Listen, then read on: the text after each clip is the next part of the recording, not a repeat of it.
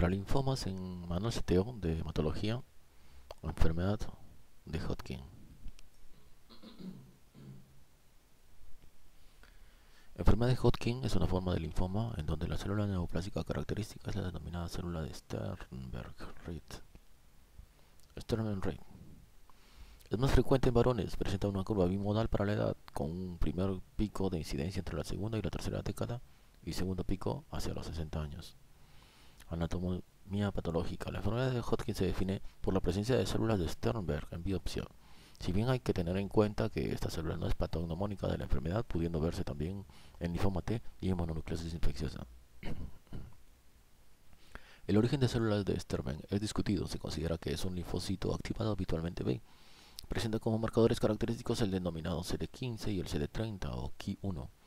Como variantes de las células de Sternberg encontramos la célula de Hodgkin, que es la variante mononuclear de la anterior, y la célula lacunar, que es la variante de la enfermedad de tipo esclerosis nodular.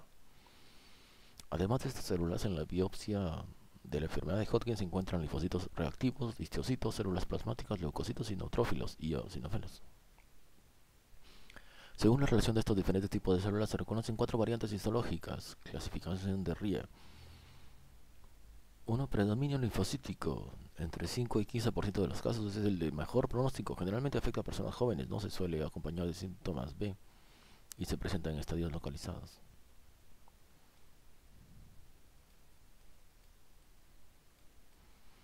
2. Esclerosis nodular. Consiste en la variedad histológica más frecuente, entre 40 y 75% de los casos, y es el segundo en mejor pronóstico tras la anterior.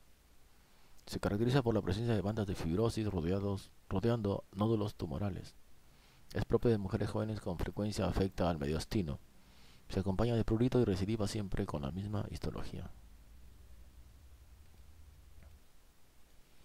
Celularidad mixta, entre 20 y 40% de los casos. Como su nombre indica, existen proporciones similares de células reactivas y células neoplásicas. Aparece sobre todo en personas de edad media, frecuentemente con síntomas sistémicos y con enfermedad extendida. Depresión linfocítica. Del 5 al 15% de los casos indica el peor pronóstico. Se suele acompañar de síntomas B, diseminación y edad avanzada. Células de red Sternberg arriba y célula lacunar abajo.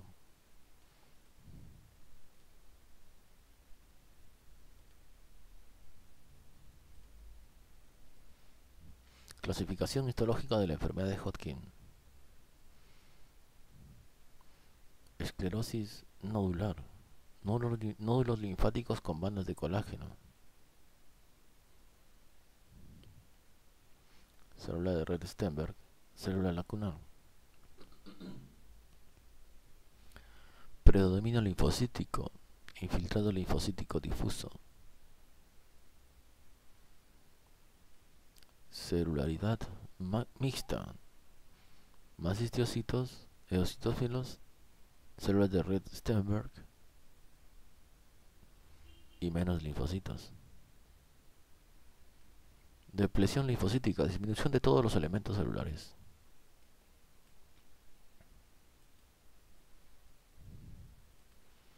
Las variantes tipo 1 y 2 reciben también el nombre de histologías favorables por su buen pronóstico, y las variantes 3 y 4 histologías desfavorables por su mal pronóstico. Diseminación en clínica de la enfermedad de Hodgkin. La forma habitual de diseminación es por vía linfática, siguiendo una diseminación de zonas linfáticas a zonas linfáticas vecinas y de ahí a las siguientes en vecindad. Este patrón de diseminación es característico de la enfermedad de Hodgkin y lo diferencia del resto de linfomas. Además de la vía linfática, la enfermedad puede diseminarse por contigüidad a estructuras vecinas y por vía hematógena. La mayoría de los enfermos se presentan con la aparición de adenopatías fundamentalmente cervicales y, en segundo lugar, mediastínicas no dolorosas, a veces incluso con fluctuación espontánea. Se describe como típico el síndrome de Hoster, que consiste en el dolor de las adenopatías tras el consumo de alcohol en pacientes con esta enfermedad. Existe afección esplénica en el 30% de los casos y hepática en el 5%, siempre con afección esplénica previa. Los pacientes presentan infecciones de repetición propias de enfermos con inmunodeficiencia celular, herpes zóster, hongos, neumocitis y toxoplasma. Estadiaje, clasificación de Ann Arbor. Estudio 1. Afección de una sola área ganglionar u órgano o localización extralinfática localizada. Estadio 2. Dos o más áreas ganglionares en el mismo lado del diafragma u órgano extralinfático localizado más una o más áreas ganglionares al mismo lado del diafragma. 3. Áreas ganglionares a ambos lados del diafragma que puede acompañarse de afección esplénica, 3S, u órganos extralinfáticos localizados, 3E, o ambas. Dentro del 3A se subdividen 3A1, limitado a abdomen superior, ganglios portales celíacos, esplénicos y vasos; 3A2, ganglios abdominales inferiores para aórticos, ilíacos, inguinales, mesentéricos, con o sin afección de abdomen superior; y estadio 4, afección difusa o diseminada de uno o más órganos extralinfáticos con o sin afección ganglionar. Además del estadiaje, se añade la letra A o B según haya respectivamente ausencia o presencia de síntomas B. Se denomina síntomas B la presencia de fiebre tumoral, sudoración nocturna y pérdida de peso inexplicada superior al 10% del peso previo de los últimos 6 meses. El prurito que con frecuencia acompaña a los síntomas B por sí solo no se considera un síntoma B. Debe diferenciarse siempre que si el estadiaje de la enfermedad de Hodgkin ha sido realizado sin laparotomía, estadio clínico, o con laparotomía, estadio patológico. Enfermedad de Hodgkin, ensanchamiento mediastínico.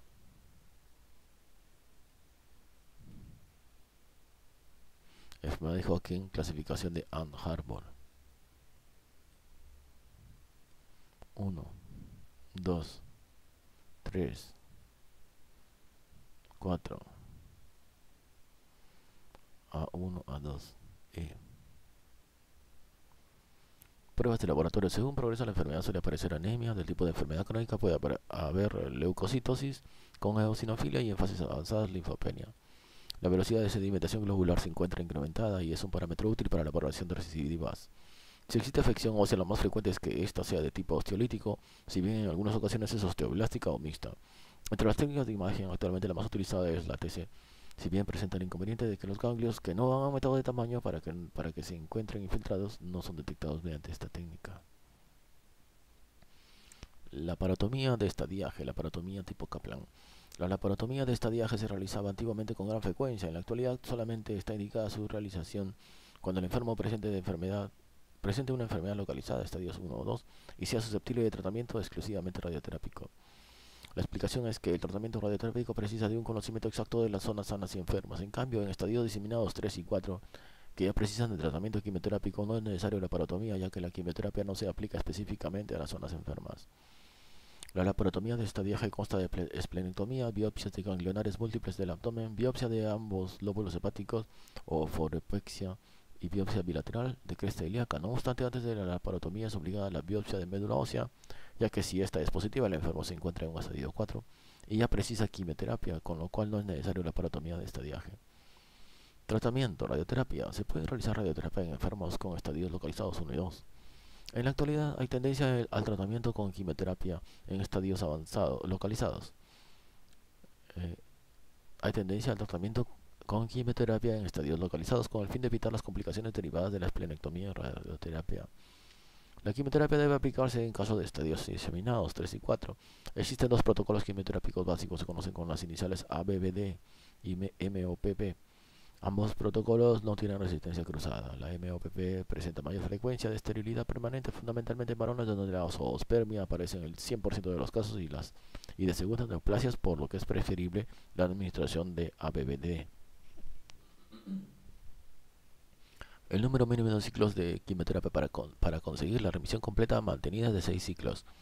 En determinadas ocasiones se puede realizar la asociación de MOPP más ABBD, fundamentalmente en casos con criterios de mal pronóstico. Tratamiento combinado, radioterapia más quimioterapia. Esta forma de tratamiento se aplica en casos en que exista una gran masa tumoral. Se denomina gran masa tumoral bulky, la presencia de una masa de más de 10 centímetros de diámetro o la aparición en la radiografía de tórax de una masa que ocupe más de un tercio del diámetro de la radiografía. También se puede emplear tratamiento combinado en estadios localizados con síntomas B. Como complicaciones del tratamiento podemos encontrarnos con segundas neoplasias, leucemia aguda mieloblástico o síndromes mielodisplásicos tras radioterapia o quimioterapia que aparece tras 4 o 8 años de tratamiento. Esta posibilidad se multiplica por 3 si existe tratamiento combinado. Otras segundas neoplasias frecuentes son los linfomas.